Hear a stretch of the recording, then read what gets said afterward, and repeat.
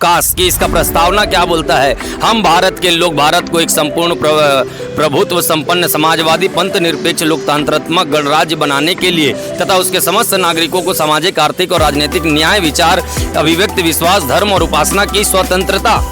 आप लोग आज प्रेस कॉन्फ्रेंस किए हैं, उसमें बहुत सारी बातों को रखे हैं। मुख्य मुद्दे क्या थे आपके? मुख्य मुद्दे यही हैं कि आज जो है धर्म विधेयक काला कानून, जिसके लिए हम लोगों ने कड़ा विरोध किया था, अपना विरोध छत्तीसगढ़ सरकार को दर्ज कराया था। लेकिन आप देखेंगे कि इससे पहले मारपीट, लड़ाई झगड़ा जो है इस असामाजिक गुंडों के द्वारा जो है चर्चों में घुस करके मारपीट की जा रही थी। और जैसे ही ये पारित हुआ उसके बाद जो है बस्तर संभाग में लगातार विरोध बढ़ता गया और इनका जो है मनोबल बढ़ता गया। आज भी स्थिति ये है कि जब ये लागू हो गया है धर्म स्वतंत्रता विधेयक, तो उसके आड़ में जो ये लोग हैं अभी बस्तर संभाग में लोगों की ज़मीन छीन रहे हैं, पानी पीने से रोक रहे हैं और कुछ तो स्टेटस डाल डाल के बोल रहे हैं कि हमको बताना कहाँ प्रार्थना हो रहा है, कहाँ दुआ हो रहा है, हम आएंगे वहाँ पर। भैया इतना ही ग्रुपिज़म करके अगर शिक्षा, रोजगार, स्वास्थ्य, जो सड़क आज भर गया है, जो स्कूल आज पानी से भर गया है, उसके लिए अगर ये लोग मेहनत करते तो हमारा देश कहाँ से कहाँ पहुँच जाता। और बोलते हैं देश विश्व गुरु बन गया है, ऐसे विश्व गुरु बनेगा? भारत का संविधान को पढ़ते ये लोग कास्ट की इसका प्रस्तावना क्या बोलता है। हम भारत के लोग भारत को एक संपूर्ण प्रभुत्व संपन्न समाजवादी पंथ निरपेक्ष लोकतंत्रात्मक गणराज्य बनाने के लिए तथा उसके समस्त नागरिकों को सामाजिक, आर्थिक और राजनीतिक न्याय, विचार, अभिव्यक्ति, विश्वास, धर्म और उपासना की स्वतंत्रता। हर एक व्यक्ति को प्रार्थना, दुआ की आज़ादी है।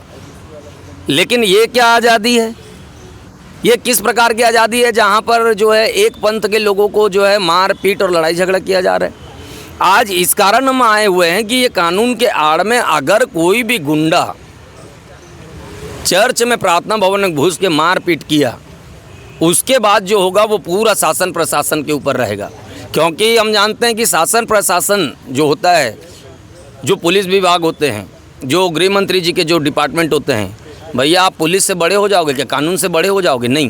पुलिस अगर चाहे तो गवाह के लिए जो पानी के अंदर गड़े हुए व्यक्ति को निकाल के लाए और गवाही के लिए खड़ा करवा दे, वो पुलिस है।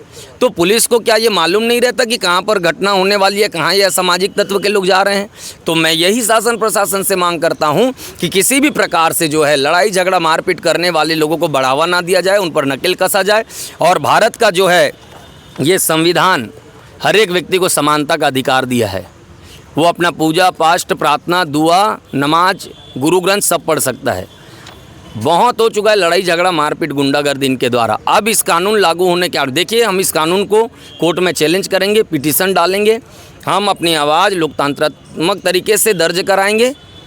किसी प्रकार से हिंसा, लड़ाई झगड़ा नहीं। लेकिन अगर मारपीट करेंगे, घुस के लड़ाई झगड़ा करेंगे, इसके बाद जैसा हम सड़क में उतरेंगे भारी संख्या में, वो सरकार को उसका जवाबदेही देना पड़ेगा। क्योंकि हम बार बार बोल रहे हैं, हम मिलना चाहते हैं, बात करना चाहते हैं, पत्र दे रहे हैं, 45,000 ज्ञापन सौंपे, लगातार मिलने का कोशिश कर रहे हैं। लगातार शासन प्रशासन के जो लोग हमसे बात करते हैं, बोलते हैं हम बात पहुंचाएंगे। कहाँ पहुंच रहे हैं बात? कहाँ मिलने के लिए? एक समाज को आप इस प्रकार से तिरस्कार कर दिए, मानो वो इस देश का नागरिक है ही नहीं। विष्णुदेव साय जी से आप लोग कह रहे हैं कि आप बात करना चाहते हैं, कि आप सीएम से मिलना चाहते हैं कि होम मिनिस्टर से मिलना चाहते हैं?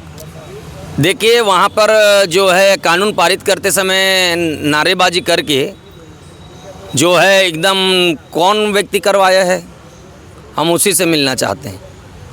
हम होम मिनिस्टर से मिलना चाहते हैं। वो हिंदुओं का होम मिनिस्टर है क्या? बताइए। कि मुस्लिमों का है कि खाली ईसाइयों का है? हर समाज, हर धर्म का, जो उसको उनको जो वोट नहीं दिए हैं ना, उनका भी होम मिनिस्टर हैं वो। तो सुनना चाहिए कि नहीं? बताइए। मिलना चाहिए उनको। तो हम उन्हीं से मिलना चाहते हैं। क्या तकलीफ़ है, हम बैठ के जानना चाहते हैं कि आपको क्या तकलीफ़ है भाई, कि हमारी प्रार्थना दुआ में घुस के लोग मार रहे हैं और आप इन लोगों को ऐसे ही छोड़ दे रहे हैं। उल्टा जिनके ऊपर आरोप प्रत्यारोप होते हैं, कोर्ट में जा कर के देखते हैं कि ये निकल जाता है कि भाई ये लोग तो किसी प्रकार से धर्मांतरण कर ही नहीं रहे थे। क्यों लोगों का ज़मीन छीन रहे हो, प्रेग्नेंट लेडीज़ लोगों को बाहर निकाल रहे हो, पीने के पानी से रोक रहे हो, मारपीट कर रहे हो, और अभी स्टेटस लोग डाल रहे हैं। मैं हर मसीह समाज के हर पादरी पुरोहित से कहना चाहता हूँ, ये कानून में जो है ये नहीं लिखा है कि आप प्रार्थना दुआ मत करो। डरा जरूर रहे हैं ये लोग। मैं बोल रहा हूँ, आप धर्मांतरण करने वाले लोग नहीं हैं और ना आप कोई गिरोह चलाते हैं, तो बिंदास अपनी प्रार्थना दुआ कीजिए, क्योंकि इसका आज़ादी आपको ये दिया है। और आपको किसी से डरने की आवश्यकता नहीं है। इससे ऊपर कोई सरकार या इससे ऊपर कोई भी व्यक्ति नहीं है। आप अपनी प्रार्थना दुआ को कीजिए लगातार, और अगर ये असामाजिक तत्व के गुंडे लोग घुस करके मारपीट करेंगे, उसके बाद जो हम लोग करेंगे उसका जो है शासन प्रशासन जो है जवाबदेही होगा, क्योंकि ये पानी जो है सर से ऊपर जा रहा है। अब इस कारण आज प्रेस कॉन्फ्रेंस हमको करना पड़ा है। बस्तर में आपने जैसा जिक्र किया बहुत सारी बातों का, वो क्यों हो रहा है? क्या लगता है आपको कि आप का विश्वास, आपकी आस्था और आपने दूसरे पंथ को अपना लिया, उस कारण लोगों को तकलीफ़ है? भैया एक बात बताइए कि इनको बाकी धर्म के लोग क्यों नहीं दिख रहे हैं? मैं बोलना नहीं चाहता हूँ। कई बाबा लोग हैं जो रेप केस में अंदर गए हैं, कई बाबा लोग जो है कर्म कांड करके भाग गए हैं, तो उनके लिए विरोध नहीं करते, और केवल मसीह समुदाय को धर्म परिवर्तन करवा रहे हैं बोल के मार रहे हैं, पीट रहे हैं। और आपको मालूम है भी गांव-गांव के अंदर में, खासकर ये उनके क्षेत्र में हो रहा है, जो मेंबर ऑफ पार्लियामेंट हैं भोजराज नाग जी के, और वो खुद व्यक्ति बोल रहे हैं कि ईसाइयों को हम ये कर देंगे वो कर देंगे। अरे महोदय, आपको जनता का दुख और वेदना और उनकी विकास और शिक्षा रोजगार के विषय बात करना चाहिए। अब जब जनप्रतिनिधि ही ऐसा होगा तो उधर के लोग कैसे होंगे बताइए? आपने भोजराज नाग जो सांसद है वहाँ का आपने जिक्र किया, उनके कोई अच्छे काम आपको पता है क्या? अच्छे काम तो वो बताएंगे ना, मेरे को तो दिख नहीं रहा है। मेरे को तो यही दिख रहा है कि वो लड़ाई झगड़ा करवा रहे हैं धर्म के नाम से, स्टेज बना बना के। भाई आपको लोगों ने चुना है, ये करने के लिए चुना है। जनप्रतिनिधि किस लिए होता है? रोजगार, शिक्षा, स्वास्थ्य। अभी उन्हीं के क्षेत्र में जाकर के हम दिखा देंगे क्या विकास हुआ है कि नहीं हुआ है। इसका मतलब वो अपने सांसद होने का दायित्व नहीं निभा रहे हैं आपके हिसाब से? मेरे हिसाब से नहीं निभा रहे हैं। किस प्रकार से निभा रहे हैं? वहाँ से बोल रहे हैं कि ये लोगों को क्या है, इनके प्रार्थना को बंद करवा देंगे। मैंने एक बयान भी डाला है उनका। कौन होता है भाई वो? कौन है वो?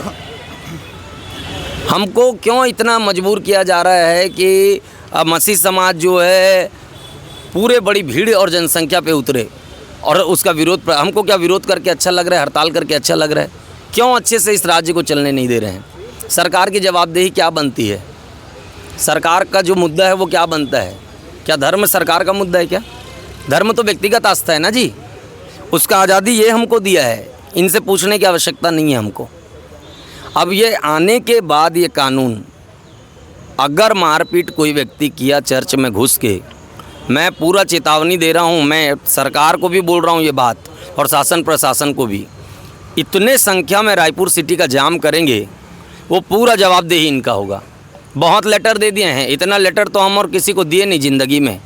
इतना तो कोई प्रेमी अपने प्रेमिका को पत्र ना लिखे जितना पत्र हम सरकार को लिख चुके हैं। उसके बाद भी अनसुना करेंगे तो अच्छा बात है। उसके बाद तो हमको पागल आशिक टाइप का हरकत करना पड़ेगा। आप जो जिस तरीके का बोल रहे हैं, कांग्रेस जनता पार्टी के लोग और बहुत सारे संगठन के लोग जो जंतर मंतर में प्रदर्शन किए, क्या आप उस ओर इशारा कर रहे हैं? बिल्कुल ऐसा होगा, क्योंकि आपको मालूम है कि सरकार ने एक बात को बोला था कि हमारे पार्टी में इस्तीफे नहीं होते। संविधान से बड़े हो गए, जब जवान उतरे, जेनजी उतरे लोकतंत्र बचाने के लिए, तो गाड़ी लेकर के संसद भवन से भागे थे, याद नहीं है? फिर उसके बाद पीछे से सेल्फी वीडियो में प्रॉम्प्टर में पढ़ पढ़ के भाषण देते हो, याद नहीं है? फिर उसके बाद में धीरे से रिज़ाइन मरवा देते हो। किसके डर के कारण? ये लोकतंत्र है, आपको भय होना चाहिए जब आप कुर्सी में बैठे हैं। अगर सत्ता पक्ष के लोग अन्याय करते हैं तो हर जागरूक नागरिक को सोना नहीं चाहिए, उसको अपनी आवाज़ को बुलंद करना चाहिए।